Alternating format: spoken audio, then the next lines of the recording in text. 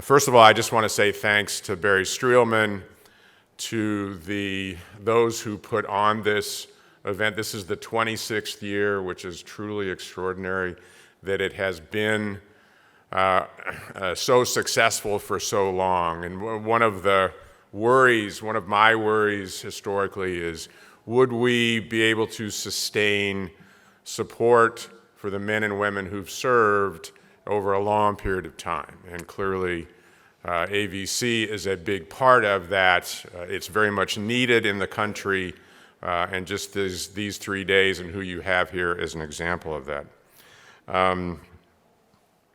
When I met, in particular, over the years that I was both CNO and chairman with Gold Star families, those who lost someone in the war, the single message from mothers and fathers and brothers and sisters was, please never forget. Never forget their sacrifice. Never forget them as individuals. Never forget that they served so nobly for our country. And so you are a big part of that, for which I am eternally grateful. I'd also like to just say thanks to the sponsors. It wouldn't happen without the kind of sponsorship that you have, and they'd all want me to list them and say them out loud by name. I'm not going to do that.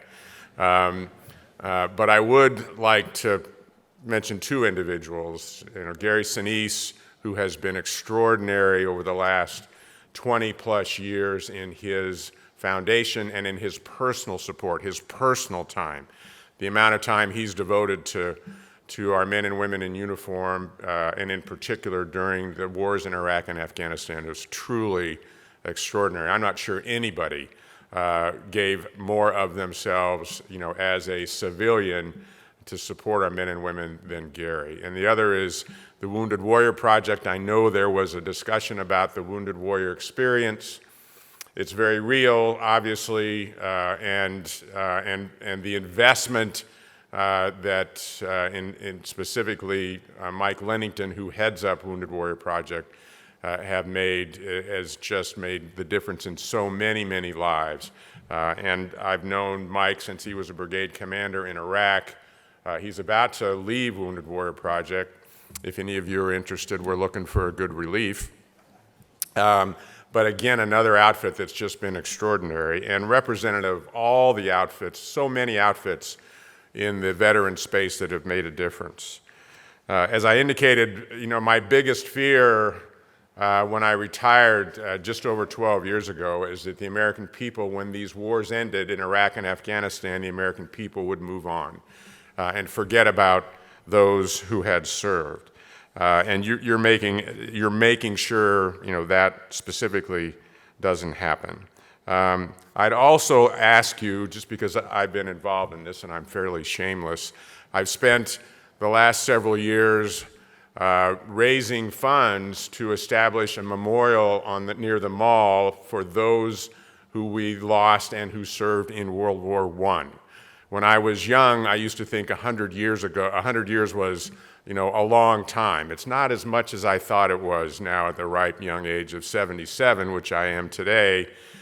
We lost 116,000 Americans in 18 months to turn that war around and basically win it. Over 2 million served.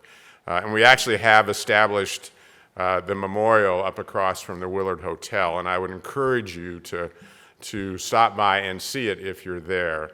But I think it's really important to include them in the memories of those who served so nobly over such a long period of time. The other specific that I like to point out at any veterans event is those, and I'd ask actually any in the room, I assume there are Korean War veterans here. Could you stand up?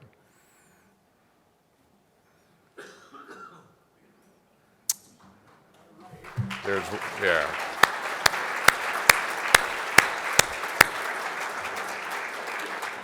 And I really do this because in my time over the last decade that I've been involved in veterans events, I've really been stunned at for some reason, I don't know what it is, we have a tendency to overlook those who served in Korea.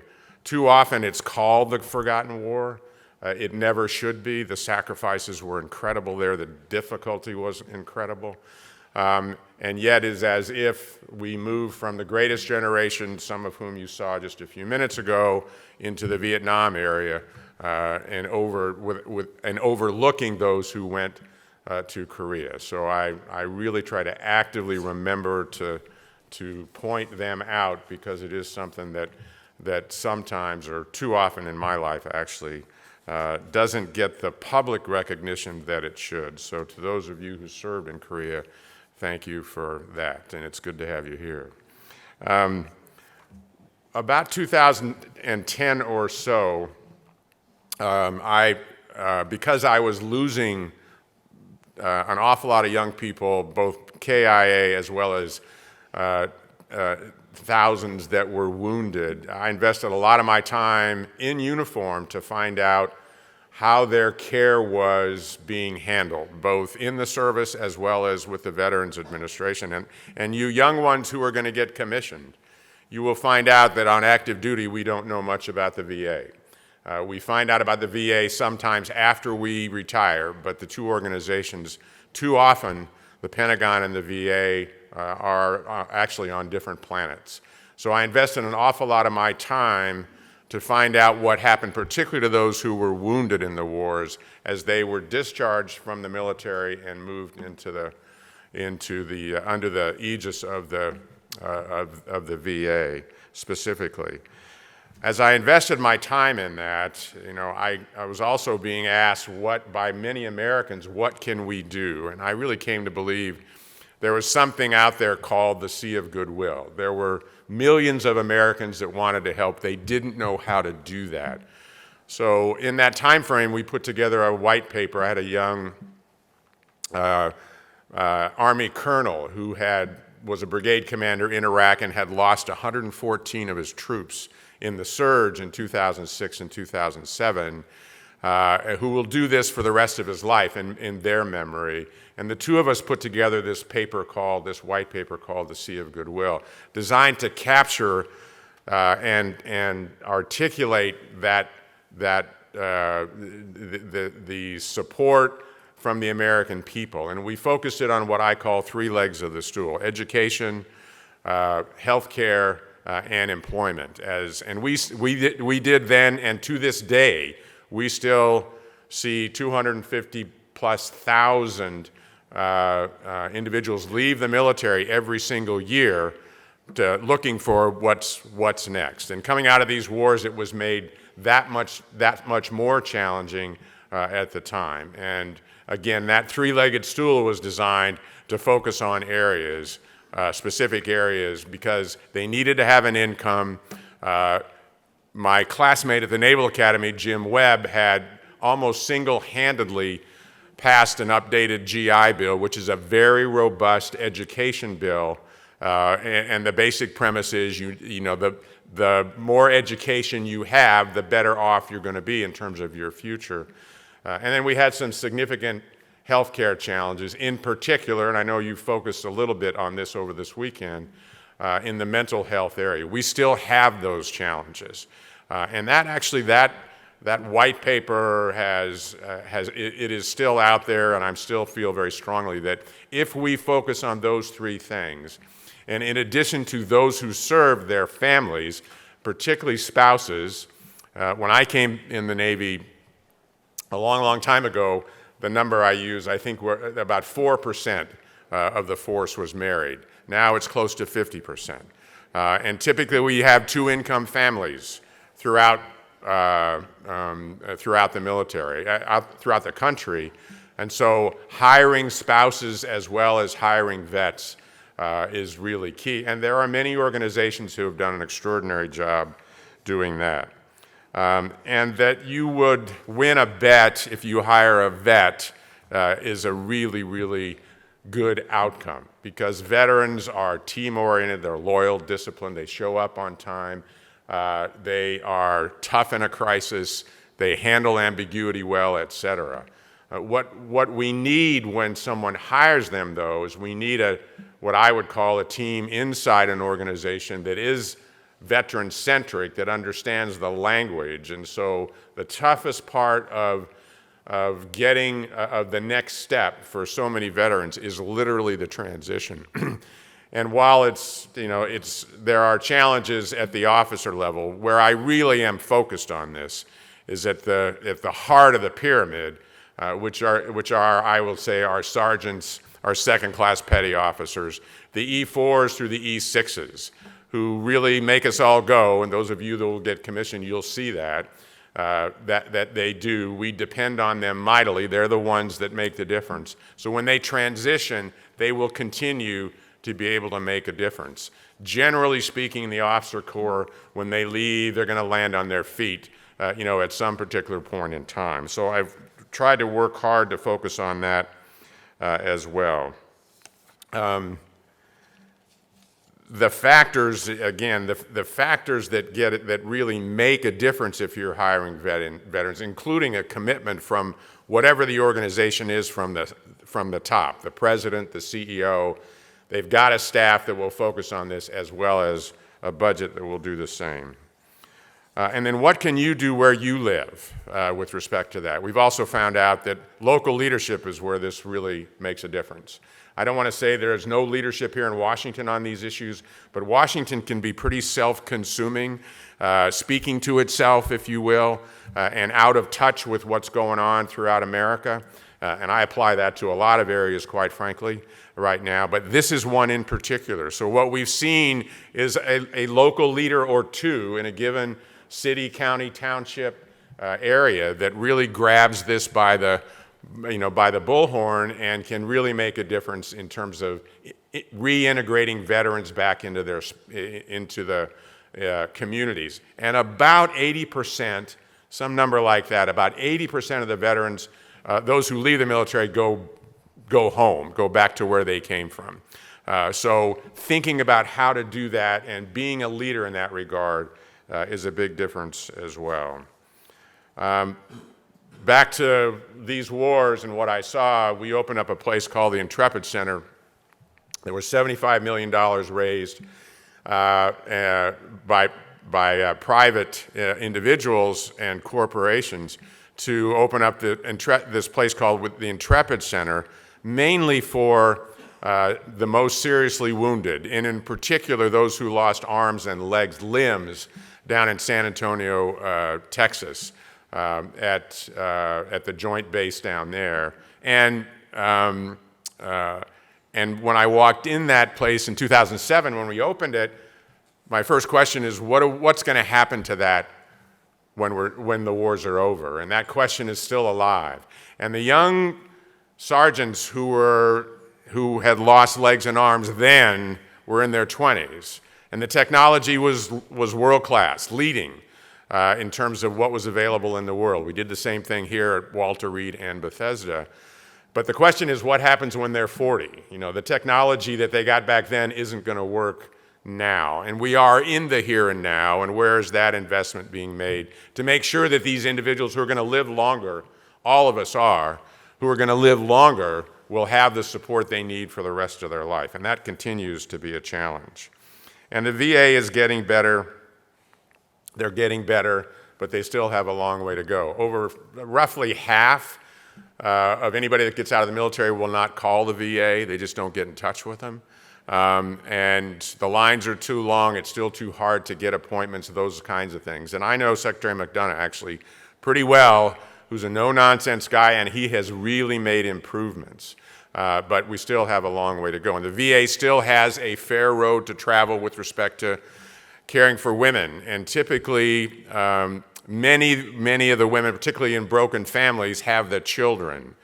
We have, on any given night, 100 to 150,000 veterans who are homeless. And we have about 1.5 million, or just above the poverty line. And we need to be able to reach out to them to make sure they don't fall through, particularly in very, very difficult times.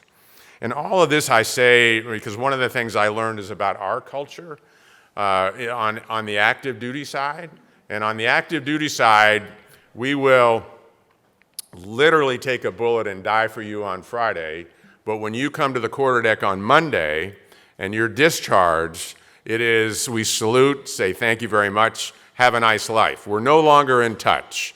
Our investment in your future as a veteran has been that 4 years or 6 years or 10 or 30 years, quite frankly, and we're very poor at making that connection. And I can't give a more poignant example than sitting with a dozen or so Gold Star spouses down at what was then Fort Bragg, now Fort Liberty, who basically, most of them wanted to stay in touch with the Army, and there was virtually no way for them to do that. That gets back to we've severed the cord, if you will, because your husband has died. You get your benefits, and then you figure it out. And we need to do better with that specifically. But that's the culture that we have. It's changing, but it hasn't changed.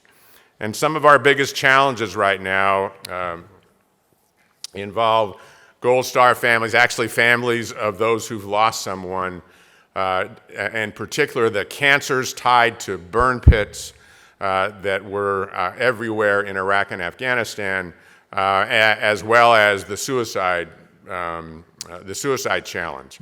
The latest number I hear on veterans is 17 a day. Some significant percentage of that are between the ages of 55 and 70, like in the 60, 70, 80%. It is epidemic, and it's a massive challenge, and we still haven't figured out how to really deal with that.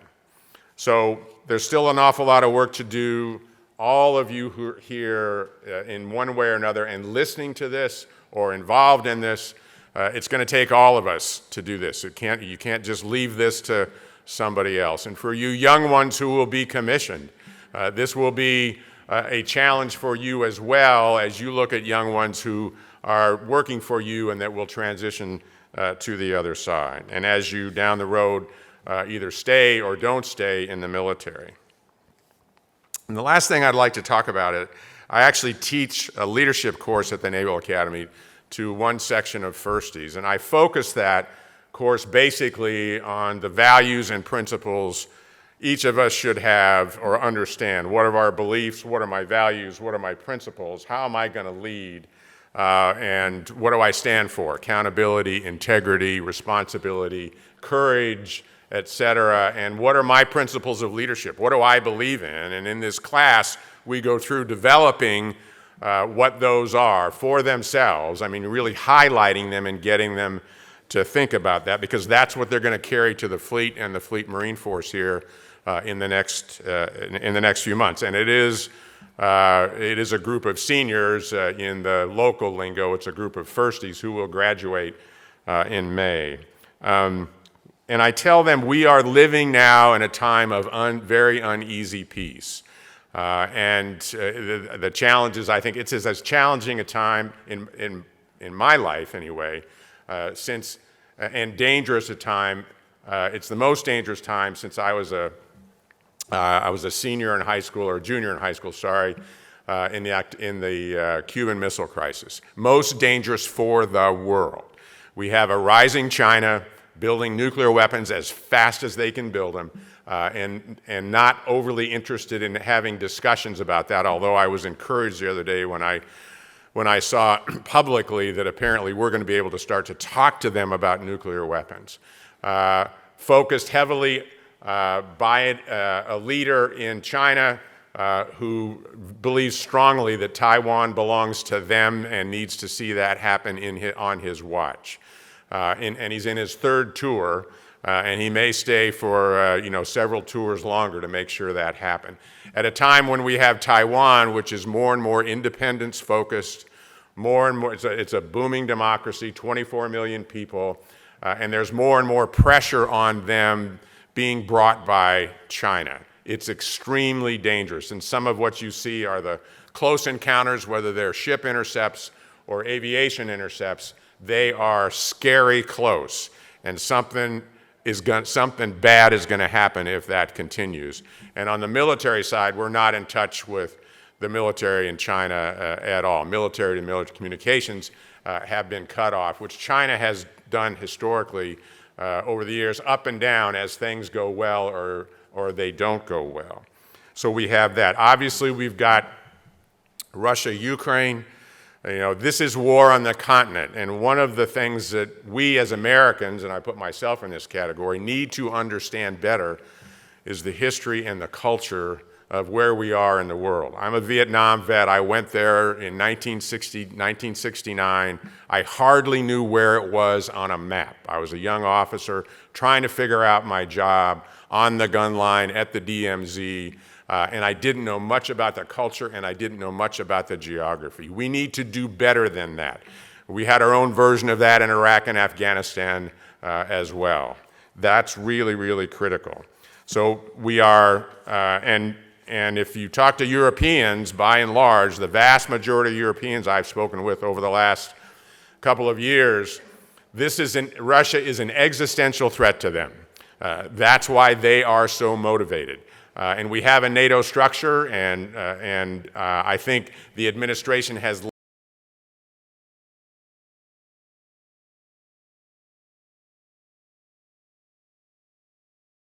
wars have sort of gone out the window. You may remember we were going to go into Iraq for 3 months and it was going to be over. I'm sort of at 10 years at a crack, and I'm not predicting that's how long the war in Ukraine will last, but it is a really tough fight. And it is this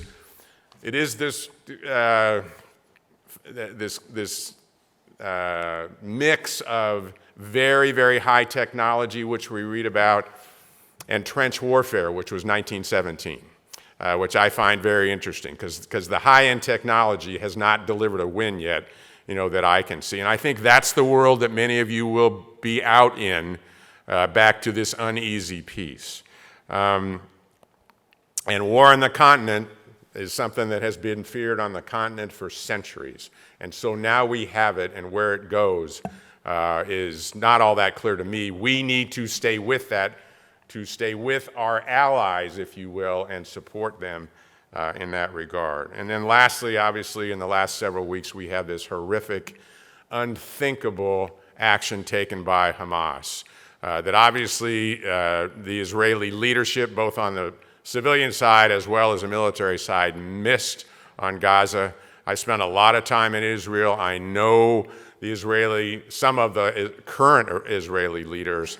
I considered this on the part of Hamas to be a suicide mission, quite frankly, because I know exactly how the Israelis are going to act, and they are going to try to eliminate Hamas, and that's been very clear, and I felt that on day one. This happened, in my view, and this is shared by some anyway, this happened because of the threat of the Saudis making a deal with the Israelis that the United States was trying to facilitate.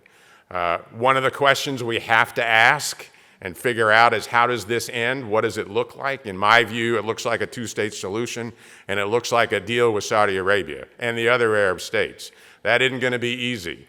The Palestinian situation has been going on for a long time. And I have been in war theaters, so I can tell you, Hamas is the face of evil. What they will do, what they did, they will do. They do not consider the Jews to be human beings, and they act accordingly, and that's going to continue to be the case. And in my view, we have to support Israel. The Middle East has been a troubled spot for a long time, so now we have these 3 theaters, quite frankly, that are hugely challenging, and there's no easy solution from my perspective that I see, certainly in the near term. And I would hope that Israel learns, that the IDF and the Israeli civilian leadership learns somewhat from what we went through in terms of how to proceed here, to be incredibly careful about civilian casualties. There is no war that we have ever been in where civilians don't suffer by way of casualty. Obviously, this is a tragic part of what's going on, in Gaza right now, and the Israelis need to be as careful as they can, and not to disparage, raining fire from the sky, but sometimes that can't be as precise or as accurate as we would like it. This ground fighting, what we're calling now this 3-dimensional ground fighting, because you've got the tunnels, is the toughest fighting that there possibly is. and how we're going to do that and how the Israelis are going to do that. I get asked, and I have no insight, I get asked, though, are we going to get involved, more involved? And I think our presence is really key. I get asked also to deter others and to make sure this doesn't spread. My biggest worry is that it could spin out of control, and my sort of marker in that regard is Hezbollah, whether or not Hezbollah will get involved. And I think if Hezbollah gets involved, then Syria and Iran are getting involved, and it sort of spins out of control. So it needs to be contained. And I'm moved. I saw a quote, and I won't get this exactly right, recently, from the 73 war, when Golda Meir was the head of Israel, was the president of Israel, prime minister of Israel, who basically said, we have nowhere else to go, and that's a fact. So this is extremely different and extremely challenging for us. I'm also someone, as a Navy guy, that I ask, when are you going to get rid of those carriers? They're too expensive, it takes too long to build them, et cetera. I note now, that all of a sudden they become important again. And at some point in time, the carriers are going to go away. I get that. It's just that when we have a system like this, we need to be really sure that they're no longer required, which clearly is not the case, right now. And in the end, in all of this, globally, and we'll make choices about this, the U.S., my view is the U.S. needs to lead. Those who have not been around the world sometimes don't get the criticality of U.S. leadership. And then in 2010, I was asked what the biggest threat to our country was, and I actually responded, and it was actually a thoughtful response, though it was brief. It was our debt, which back then in 2010 was $10 trillion. And just to be clear, our debt right now is somewhere north of $32 or $33 trillion. And so for you young ones, I'm looking for brilliant young people that are going to figure this out, because us old folks have not figured this out. And I worry a great deal of how we dig out of this financial hole in the long term. And we're going to lay that on you almost no matter what happens. That said, the biggest concern I have right now is us. And I think our democracy is under threat. I've actually gone back and tried to read de Tocqueville's book, Democracy in America. It's not in English I really understand well. I took a 24-course lesson on democracy to understand it. I've read a couple other books with respect to that. And it gets to the freedoms we cherish. It's press, religion, assembly, being able to petition and speech, the ability to vote and have everybody vote, the rule of law, those things that we cherish, which quite frankly for too long, as I reflect back, I probably took for granted. And the whole idea of this phrase that we hear about, this is a fragile experiment, believe me, what I have come to find in the last several years is it really is fragile, and we can't take it for granted. So again, I just want to say thanks to all of you. For those that will serve, I am incredibly grateful, because we need you. We need you. And America needs you. And for those of you who put on these kinds of conferences and expose so many people to it, it will make a huge difference. So God bless you, and God bless our country. Thanks.